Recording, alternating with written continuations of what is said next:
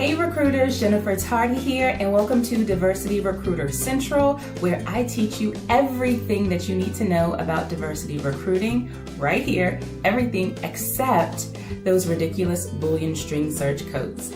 So in today's video, I am going to share with you 4 common misconceptions people have about diversity recruitment. You don't want to miss this video, and you will want to watch the entire video because we have a segment called Diversity Recruiter 911 where I answer all of your diversity recruiting related questions. So watch the video. Let's talk about these misconceptions. I'll see you in a second.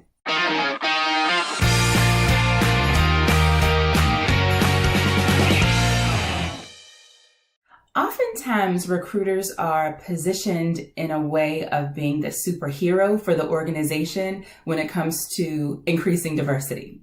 And when that doesn't happen, then we are positioned in a way that we are the fall guy. We are the reason why there's a lack of diversity or representation within the organization. So in this video, when I talk about these 4 common misconceptions, I'm also going to provide you a little bit of role clarity, plus a few ways to respond the next time someone looks at you as the reason why there's a lack of diversity within the organization.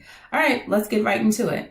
Misconception number 1 is that a great recruiter is measured by the number of underrepresented hires they make.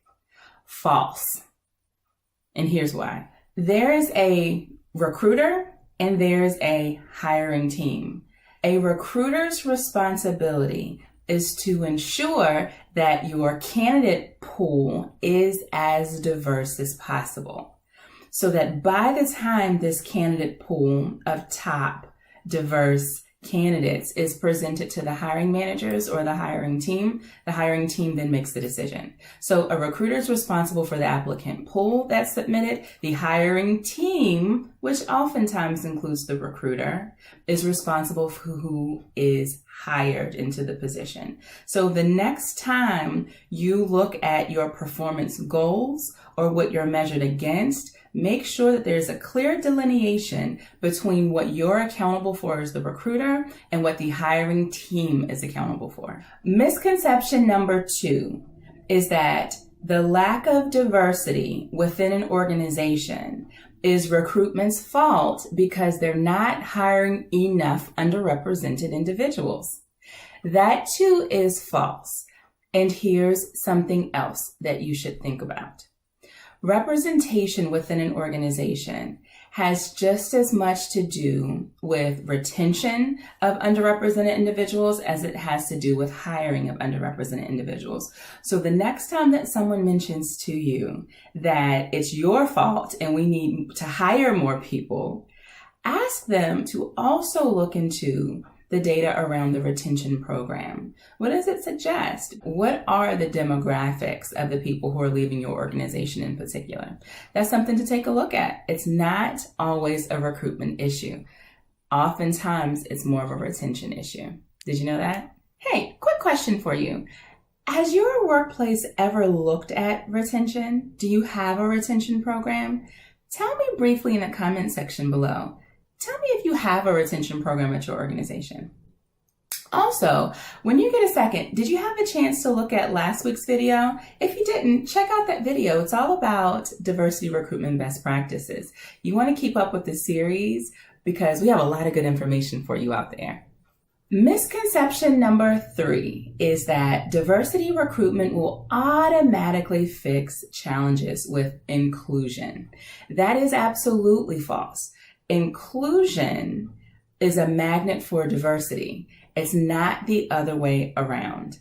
Creating an environment where employees feel like they can bring their entire self to work, where they feel like they can belong in different tribes or culture clubs or associations within your organization. All of those things create a reputation of inclusion within your organization.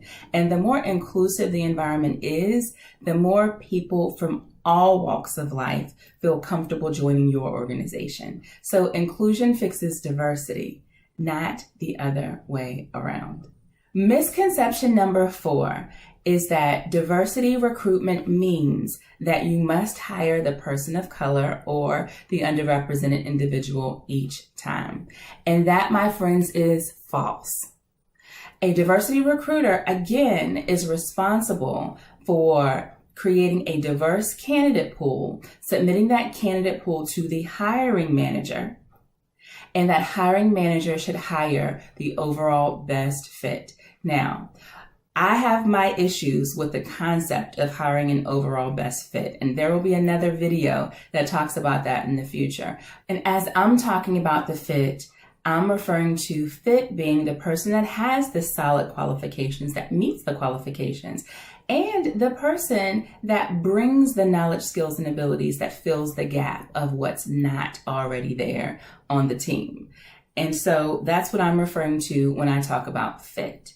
So as promised, we're at one of my favorite sections, which is the Diversity Recruiter 911. And this is our new segment where you, as a recruiter, you can submit your questions to me and I will answer those questions live for you here. And so a question that we have today is, what am I held accountable for as a diversity recruiter?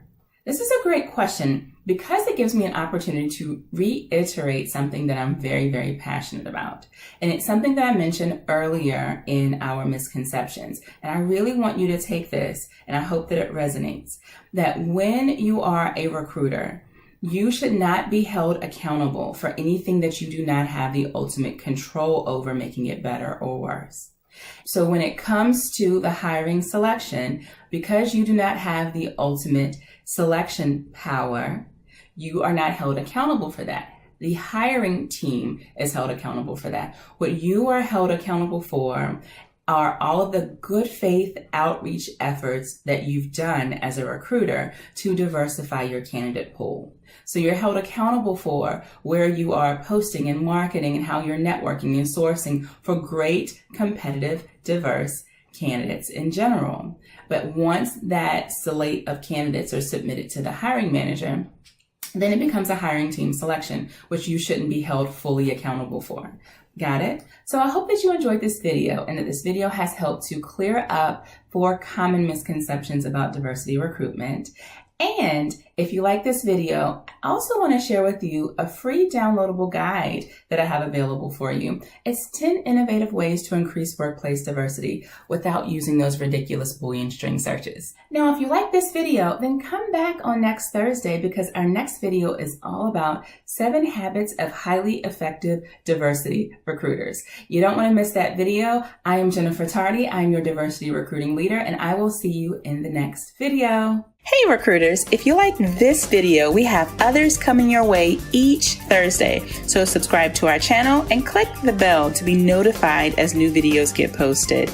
Don't forget, leave us your recruiter questions for a chance to be spotlighted in an upcoming video. Don't forget about our other channel for job seekers. And as always, in order for our workplaces to be underrepresented no more, we all have to listen, engage, apply, repeat, now, learn. I'll talk to you next time.